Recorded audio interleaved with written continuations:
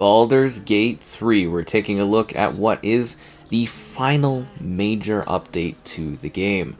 Be sure to like the video, subscribing is great as well.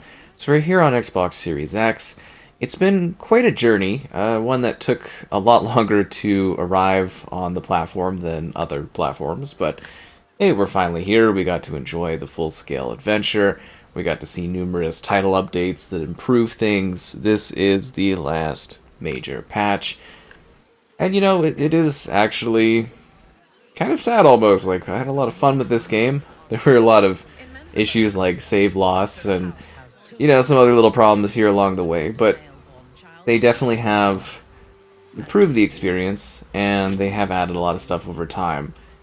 And I think it's rather exciting that we finally got to enjoy, well, the magic of this experience, and that we finally have come to the end of the road. So let's dive in and talk about what this has to offer. I'm under arrest. You'll never take me alive. Wait, I could just pay them off? Okay, well, we're gonna go into a full battle here. So we're gonna talk about the big improvements here with this particular update. We're gonna talk about what's changed. We're gonna talk about what they've added, and just, you know, sort of the game at this current point in time. So the story is done. They're not doing any more major changes to the narrative, so what you get here is what you get. The fact that we had big title updates that, I guess you would say, enhanced or improved the story or changed the story at all is kind of amazing. You don't really get that too often for games. Usually it's, you know, bug fixes or things like that. But yeah, they definitely have done some genuinely fascinating things with this one in terms of, you know, adjusting the story, changing the story up. It's really, really quite cool, I would say. Yeah, I've definitely had a lot of fun with this one, and it's great to come in and talk about it, even at this point that is basically the end of the experience. Cool. So there's 12 new subclasses. So if you're into, you know, kind of switching things up, it'd actually be a really good excuse to play this again. Although I don't know how anyone keeps finding the time to keep replaying this game, considering how long and extensive it is. Which is again, you know, full props to the team for having such an extensive experience that you can kind of sit there and go, wow, you know, it's like, where am I going to have the time to keep replaying this game or jumping back into it? But I'm sure some of you have been really intense and just played a lot of this over, I don't know, the years? Not specifically just on Xbox, but you know what I'm talking about. It's been around the block for a while, and it's been a very great time. But yeah, 12 new subclasses, which should, I would think, change up your experience a bit. Like, it should alter your gameplay across the different classes and just make things a little bit more, I don't know, dynamic and different. There's also a photo mode, which is kind of cool. At any point in the game, you can tap in the two sticks, the left stick, the right stick, and you can go into, like, a photo mode. So you can change things up and do dynamic photos, seeing the blades hop around. Also, is it kind of odd that this game didn't have a photo mode before? It seems really weird, right, that this didn't have a photo mode? In my mind, I always kind of assumed it did. But, like, yeah, I guess it never had a proper photo mode. I saw people take some incredible photos, but it must have been more of a PC thing. But yeah, you can have, like, depth of field, which is really cool. The strength, the depth of field, and the FOV settings, and your exposure levels, and then character visibilities, NPCs on or off. You can set up, like, expressions. Let's look. We're looking at Minthara here. So you can be asleep, confused, dead, disgusted, happy. She's always happy about things. And then there's, like, variants. You can be, like, a grinning happy. Oh, yeah, this would have been good for my interviews, actually. You have a look at that. That looks so creepy when it's, like, looking at the camera. And then there's poses! You know, wait a sec. I gotta back up so we can actually see these poses. Yeah, I see, like, arms crossed, arms... Jazz hands for Minthara. So, you can have some fun. You can play the poses. There's looping poses. Um, yeah, they're having some fun with this stuff. Dancing, disco dancing, freestyle. Okay, this might be one of the greatest updates I've ever seen to this. We've got Minthara doing a grinning, happy Irish dance. Woo! Is this the best update they've ever done? I don't know. The salsa? Oh yeah, Minthara moving. Oh, okay, that's kind of funny. Play pose. Yeah, I guess we could have like, can we have multiple characters doing stuff? Can we have like Shadowheart here doing the let's see here. Where's a good one? Slouching, sneaking, suffering. Oh, she's suffering at the Great Minthara dancing. Thumbs up, rogue. Oh, there's weather poses too. Shivering, frozen, stiff. I got totally sidetracked by the dancing thing. But yeah, there's like, you can have them like, you know, doing super poses and stuff. Wow, this is a very in-depth like system of proposing, like a marriage proposal. Where's that? Proposing one-handed, both hands. So you could set up like a marriage thing between your characters. This is absolutely ridiculous. Kissing, jumping, flexing, explaining, fighting crime. Okay, we need the dancing. I want everyone dancing. Okay, disco, folk, freestyle, Irish. Yeah, that's what I'm talking about. Sorry, I'm totally getting sidetracked here, but this is kind of hilarious. Through the dagger field. Okay, there's also post-processing effects, so you could have like different coloring, cyanide red, magenta, red and black, sepia. Is there like a black and white kind of option? Contrast adjustments, visionette, all this kind of cool stuff. And then there's frames, if you want to do frames. I never got the obsession with frames, but some people like it. You can add stickers too, you know? Fun little stickers. Yeah, this is ridiculous. So mostly, wait. Can we add a Santa hat to one of the characters? This is ridiculous. So, photo mode is a ton of fun, as you can tell. Photo mode is pretty cool. And it adds a lot to the experience for sure. Yeah, totally got sidetracked there. And then there's the coolest thing, I think, is the cross-play and full like cross progression. So now with your Larian account, you sign up to the Larian account, or you may already have it. I don't know. You have whatever you have, right? So you have your Larian account. It allows you to engage in cross-play, cross progression across the different devices that exist for, well, Baldur's Gate. So make your choice and enjoy the magic of crossplay. That's where you can play together no matter what device you're on or setting or setup or whatever. Which is pretty exciting because I think it's something a lot of people have wanted for a while. And now you can finally enjoy that action.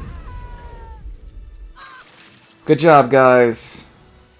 It was a massacre out here, but they deserved it for something. And it does also support mods, but you have to make sure that everyone has the same mods downloaded, which I think is kind of a bit of a no-brainer. But yeah, if you didn't know that, that is a thing. We should also talk about the technical details here. Obviously, they've done some nice performance improvements to this game over time. We're here. This is quality mode. So this is 1440p at 30 FPS.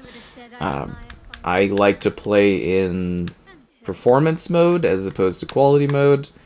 When you're on performance mode, it's 1080p temporally scaled with FSR to 1440p at 60 FPS. There's still some technical, like some drops here or there, but for the most part, it's a pretty great kind of experience, especially in comparison. Wait, is there something under here? Roll the dice. Oh. Well, that sucks. Can I add inspiration? I need your guidance. Roll the dice. I got a 1? You've... Critical failure. Yeah, no duh. Wow, okay, well that's kind of breaking my heart there. Okay, just gonna forget that there was ever something under there and move on with my life. Anyways, so yeah, from a technical standpoint, not bad. You know, it looks pretty decent, runs pretty good. You know, on Series X, it's okay. You can also play locally, couple players, online. You can have 4 players playing together, managing your party, making characters and stuff like that. It's cool. It's full and extensive. It's, you know, Baldur's Gate 3. They've done a lot to it. They've enhanced a lot of it. That photo mode is pretty sweet, right? Like, right? Pretty awesome. And yeah, mostly the goal here was just to kind of show you what's changed, talk about the improvements. Like, obviously, there's been a host of really great upgrades and things that they've done to this game since it came out. As I've been mentioning, they've improved the quality, the performance. It just got better and better, and I don't think you'll have any issues jumping in and enjoying this experience to this point. My big sticking point was the issues around the save losses when this game first came to Xbox. I lost like 30-something hours, over 30 hours of gameplay off of that, and that's all fixed now.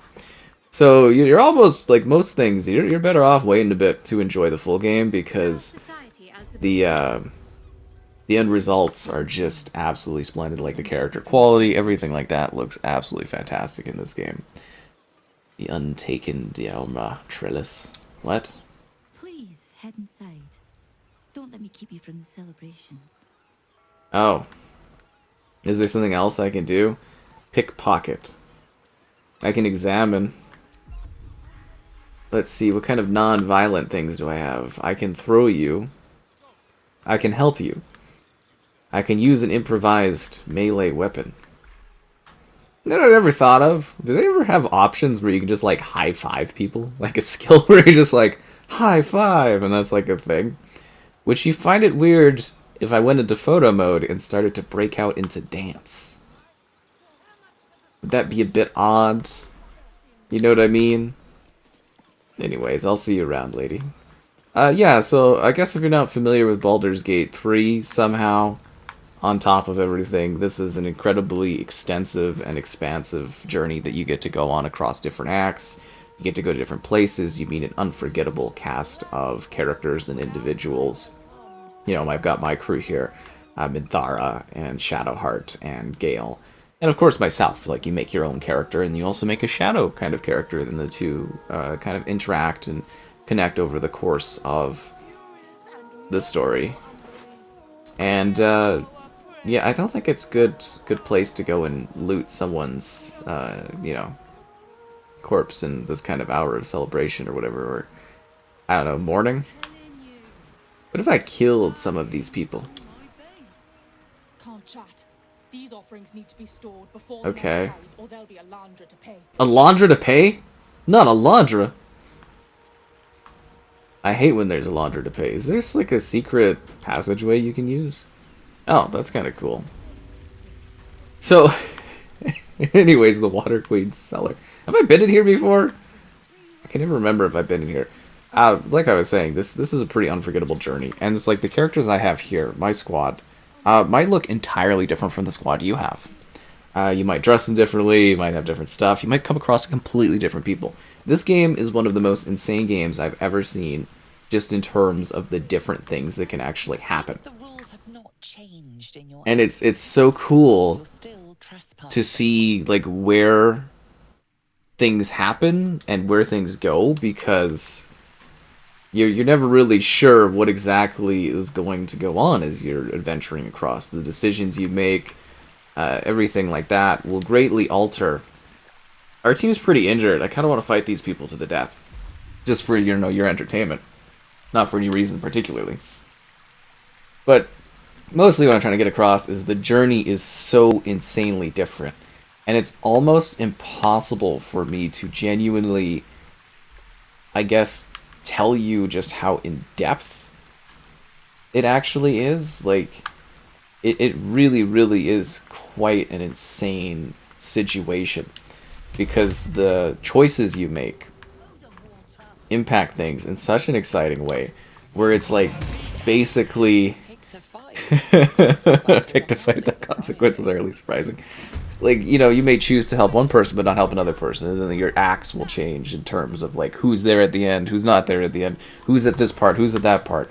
Do you make like a deal with the devil? Do you make this choice? Do you make that choice? Do you cause like problems for other people? Do you... It's really just this kind of endless like sort of thing where it truly feels like you are genuinely role-playing this game to a degree that you don't really get from anything else. Like, it's kind of amazing. There really isn't a whole lot out there that does stuff to the detail and the degree that this game does. It's a tremendous technical achievement gameplay-wise. And definitely, again, like something I would say is a bit of a must-play. Like, you are kind of missing out if you have not experienced the magic of Baldur's Gate 3. Like, this game is crazy. It can be really, really difficult. It can be really, really challenging. There's a weirdly crazy amount of strategy that is present in this. And, Can't slow down. yeah, it's kind of wild. Just how crazy this is. Did I meant to throw the bottle of greed, like fire there. Like I wanted to throw that. I guess just didn't really work out there. Okay, whatever, it is what it is. Yeah, because like we're mostly doing, it's not necessarily like a review, right? It's more of just talking about the update and everything like that. That's the main point of this video. But I just want to get across, like, if you've never experienced the magic of this game, now is definitely the time to do it, because like even like updates ago was the time to do it. But for whatever reason, if you've been waiting, it is like pretty much a must-play game. But definitely use difficulties that cater to you. I think they have, to a degree, made it a little bit more accessible over time too, for sure. Which I think is, to me, kind of important, because yeah, this game, some of it was a little grueling. As like putting it at like a easygoing kind of note, like this game definitely has like an eerily high level of challenge to it at times, but also some quirky things and like weird stuff. And yeah, it's been a true pleasure playing this, and I have been blown away by what I have experienced. Oh, I don't know if a seismic overload is a good idea. You know what? It doesn't matter. Wait, no, I can't do that. It's too much resources. Okay, that's fair. Like, we don't have enough resources to do stuff because I did a seismic overload thing. Reroll luck, haha! And it's all about the dice. It's all about the mechanics. It's all about those dungeons, those dragons. I don't know. It's a great game, and this update's kind of fun because it's just, you know, we're doing like photo stuff. We're getting new classes that change up the variations of things. We're getting the crossplay. We're getting the cross progression. It's sort of like, you know, what exactly more are we wanting out of this? What more are we expecting out of this? I'm very, very happy by what we've gotten, and yeah, I'm hoping that eventually this gets, you know, like, I hope this doesn't just kind of get forgotten. I don't think it will, if that makes sense. Like, I am just hoping that over time they come back to this and they do, like, you know, if there's a next-gen Xbox, next-gen update there, we see this on other platforms and stuff. But very fun update, yeah, like, honestly, very, very cool update. I'm not really even sure what else I could expect or want out of this game. They have genuinely added everything I could ever anticipate or ever desire. And, yeah, I mean, I'd love to hear if there is genuinely anything else that people wanted to see in this that they didn't get, but yeah, I think it's pretty amazing.